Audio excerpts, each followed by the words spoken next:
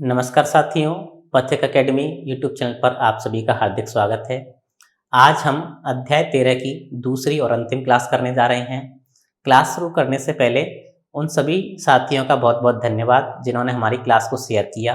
आप आगे भी इसी प्रकार सपोर्ट करते रहें और जिन साथियों ने अभी तक क्लास शेयर नहीं की हैं, लाइक कमेंट नहीं की हैं, प्लीज़ आप वीडियो पर लाइक कमेंट ज़रूर करें और पॉसिबल हो तो क्लास को शेयर भी करें। चलिए आज की क्लास की शुरुआत करते हैं धारा 303 से। धारा 303 में वाद द्वारा अनुकल्पी प्रक्रिया के बारे में बताया गया है। चलिए इस धारा को पढ़ते हैं और समझने का प्रयास करते हैं।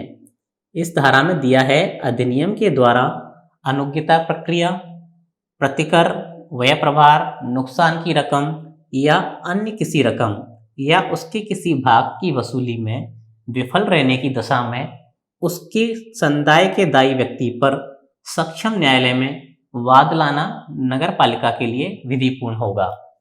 अब इस धारा को आप इस प्रकार समझिए कि कोई भी व्यक्ति जिसको नगर पालिका को कुछ राशि संदाय करनी है, अर्थात नगर पालिका को किसी राशि का पेमेंट करना है, और वह पेमेंट किस किस प्रकार का हो सकता है।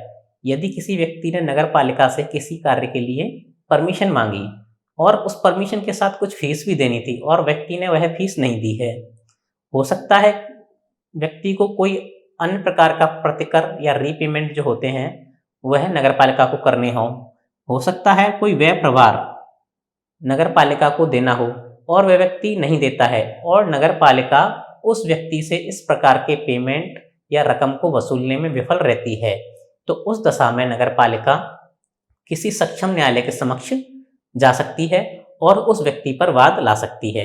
ऐसा करना नगर पालिका के लिए विधिपूर्ण होगा। यही इस धारा के अंदर दिया गया है। उम्मीद करता हूँ यह धारा आपको समझ में आई होगी। चलिए बढ़ते हैं। अगली धारा है धारा 304। धारा 304 में नगर पालिका या उसके अधिकारियों के विरुद्ध वाद की बात करी गई है। अब तक हमने जितनी भी धाराएं पढ़ी उन सभी में वाद या अभियोजन व्यक्ति के विरुद्ध लाने की बात कही गई थी, लेकिन यह धारा या इस धारा में जो वाद है वह नगर पालिका या उसके अधिकारियों के विरुद्ध इसकी बात की गई है। इस धारा को हमने कुछ इस प्रकार से लिख लिया है। पहले एक बार हम इसको पढ़ लेंगे, उसके बाद इसको समझने का प्रयास करेंगे।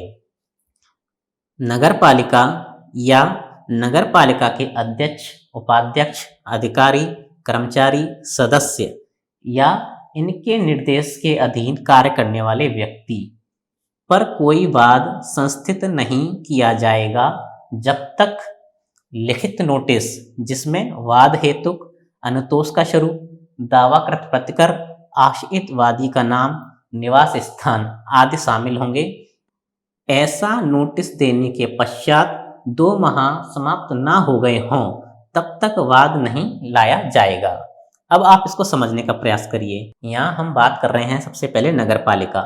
वाद नगर पालिका के विरुद्ध भी लाया जा सकता है और नगर पालिका या हो सकता है वाद नगर पालिका के अध्यक्ष के विरुद्ध लाया जाए या उपाध्यक्ष या किसी सदस्य, अधिकारी, कर्मचारी या इनके निर्देश के अधीन कार्य करने वाले किसी व्यक्ति के विरुद्ध भी वाद लाया जा सकता है।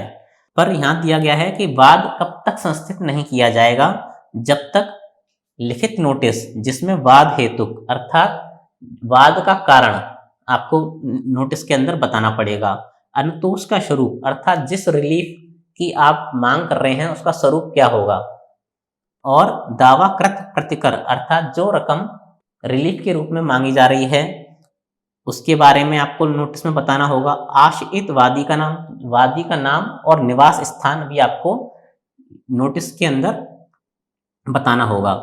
ऐसा नोटिस देने के पश्चात 2 माह समाप्त ना हो गए हों तब तक वाद नहीं लाया जाएगा।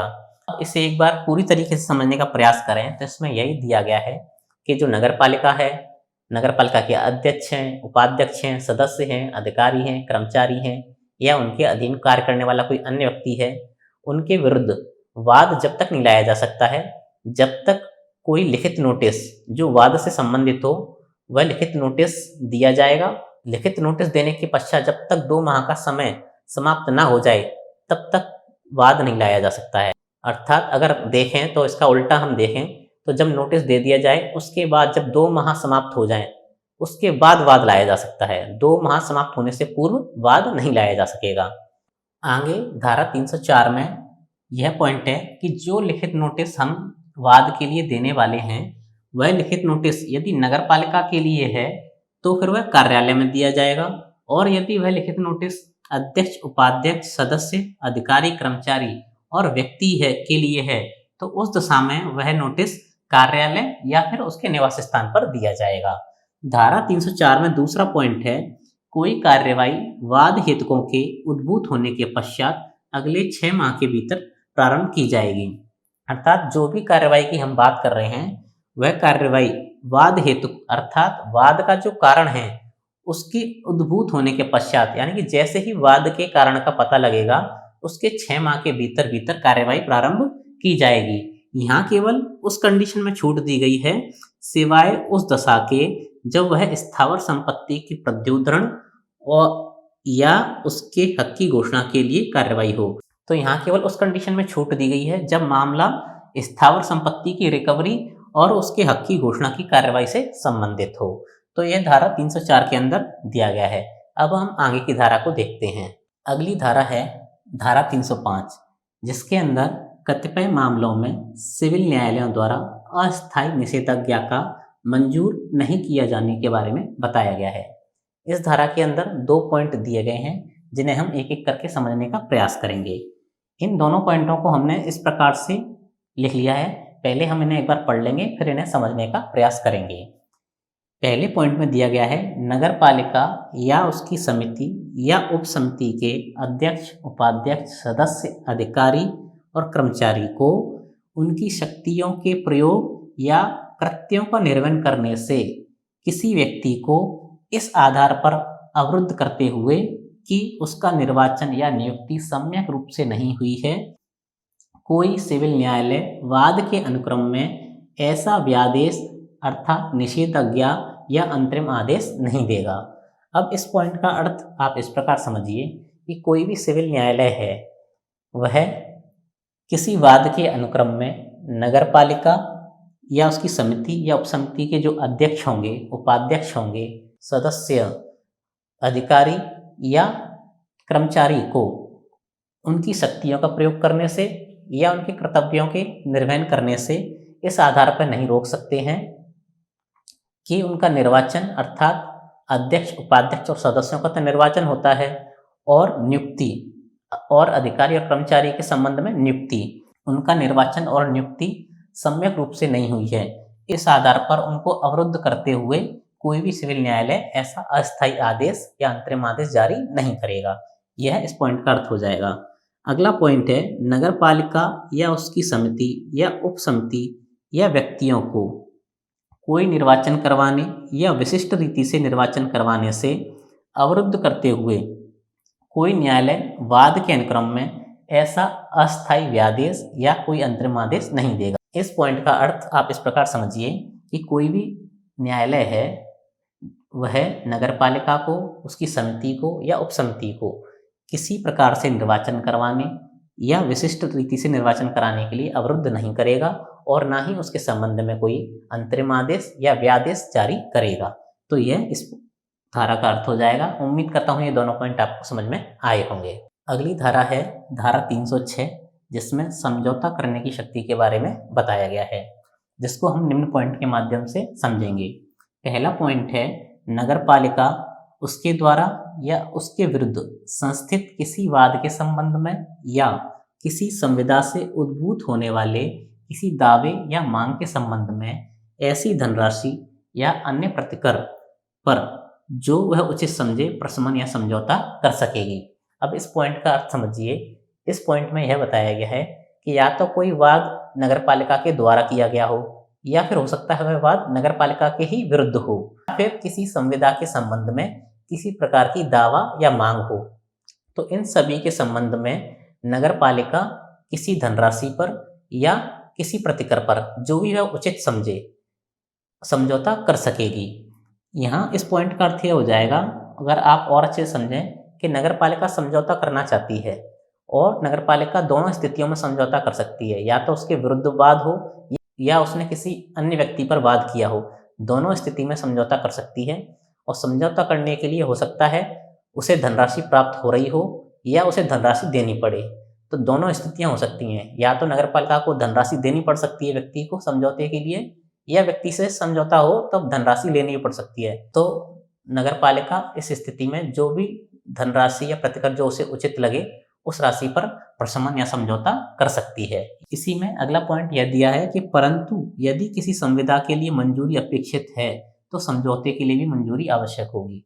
यहाँ हमने बात की थी कि नगरपालिका को छूट है, वो समझौता कर सकती है, लेकिन यहाँ पर नोट डालकर या अपवाद समझ लीजिए कि कोई संविदा है, अगर किसी संविदा के लिए किसी मंजूरी की आवश्यकता हुई है तो उसके लिए या उसके संबंध में कोई समझौता किया जा रहा है तब भी मंजूरी की आवश्यकता पड़ेगी। अब इस धारा का दूसरा पॉइंट देखिए, नगरपालिका स्वयं में उसके अधिकारी कर्मचारी में निहित किसी शक्ति का प्रयोग करने के कारण किसी व्यक्ति को हुए नुकसान के लिए नगरपालिका निधि से प्रतिकर दे सकेगी। अब इस पॉइंट का अर्थ यही हो जाएगा कि नगरपालिका के द्वारा या फिर उसके किसी अधिकारी या कर्मचारी के द्वारा जब अपनी शक्तियों का प्रयोग किया जाता है और उस शक्ति के प्रयोग के कारण किसी व्यक्ति को यदि कोई नुकसान हुआ है तो ऐसी स्थिति में नगरपालिका निधि से प्रतिकर दे सकेगी, अर्थात उस व्यक्ति को जो नुकसान हुआ है उसकी भरपाई कर सकेगी। इस धारा में अब तीसरा पॉइंट है, नगरपालिका निधि नगरपालिका की ओर से अभियोजित या प्रतिवादित किसी सिविल कार्यवाही के व्यय का संदाय करने के लिए दायित्वाधीन होगी। अर्थात नगरपालिका की ओर से कोई भी सिविल कार्यवाही अभियोजित की जाती है या प्रतिवादित की जाती है तो उसका जो भी खर्चा होगा वह नगरपालिका निधि से हो सकता है। तो यह धारा 306 के अंदर दिया गया था।